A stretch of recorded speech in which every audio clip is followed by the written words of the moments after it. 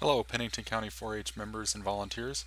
My name is Matthew Olson, SDSU Extension 4-H Youth Program Advisor in Pennington County. With this video today, what I'd like to do is walk you through the step-by-step process of re-enrolling in 4-H through 4-H Online. Now, before we get started, what you need to understand is that the 4-H year runs from October through September. On October 1st, all the 4-H enrollments in 4-H Online roll over and are set to inactive. 4-H members, parents, and volunteers are asked to go to sd.4honline.com to re-enroll the 4-H members and show that they are going to participate in the new 4-H year. Now, 4-H Online works best with Google Chrome or Mozilla Firefox. You will not be able to access it if you use Microsoft Edge or Internet Explorer. So I'll go ahead and open up Google Chrome, and I will navigate to sd.4honline.com. Now, this is the website you'll see. If you are a returning member, you will already have a profile created, and what you'll need to do is utilize the email address that we send all of the communications to,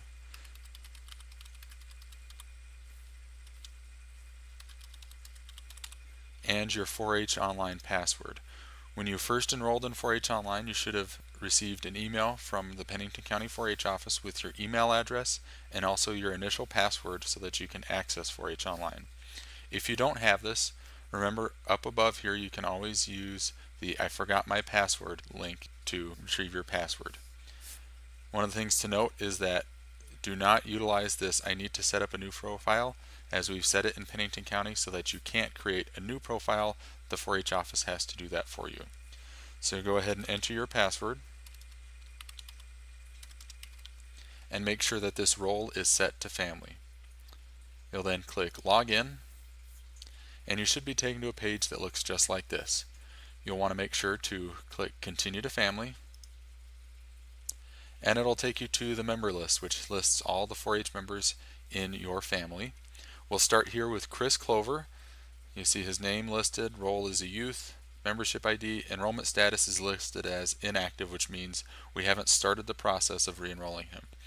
We'll go ahead and click edit right here, and we will scroll all the way to the bottom and click enroll for 2018-2019.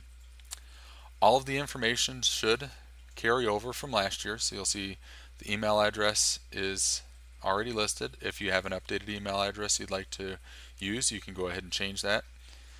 Check the information. If you've moved, please update your mailing address. If your phone number has changed, please update that as well. Make sure that the contact information for the parents are in there.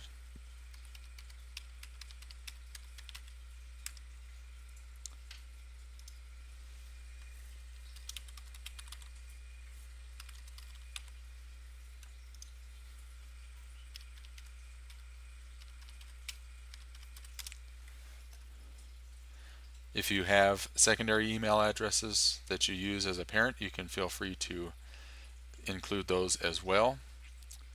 And then make sure that down on the bottom the emergency contact is listed, and it needs to be somebody other than the two parents or guardians that are listed.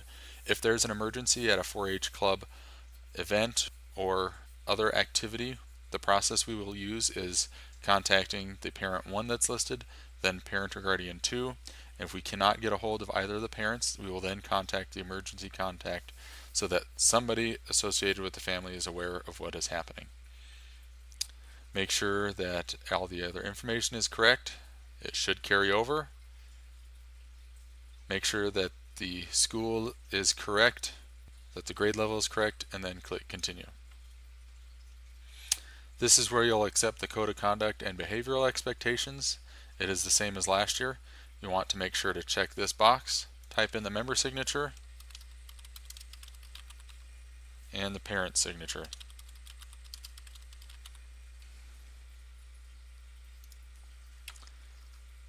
Same with the media release. Read it and either accept it or decline it. If you accept the media release, which would allow us to take pictures at a 4-H event of your child, you'll click agree to the terms, type in the member signature again,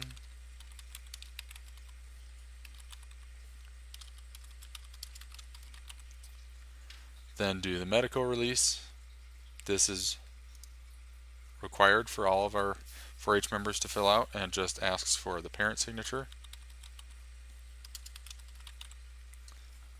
And then the same with the liability release.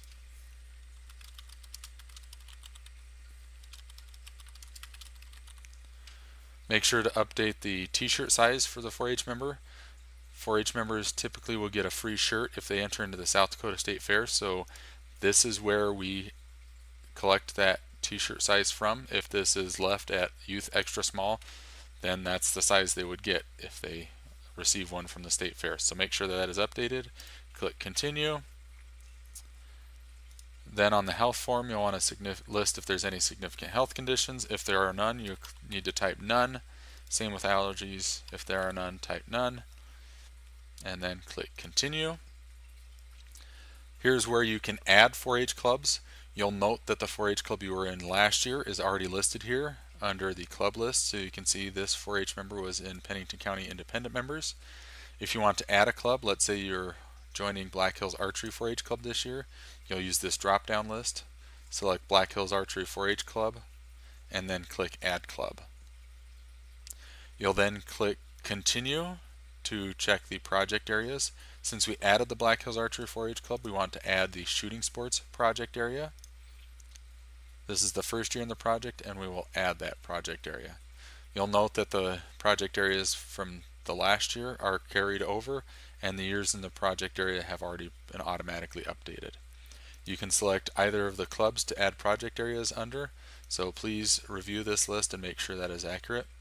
Once you've done that, you'll click Submit Enrollment, and it will take you back to the member listing, and you'll note that now for Chris Clover it says pending. 4-H member status will stay at pending until the Pennington County 4-H office has received the $5 in member dues. And if you have more than one child in your family, you'll continue to go through that same process for the rest of the members by clicking edit and making sure all of the information is correct. That is how you re-enroll in 4-H through 4-H Online.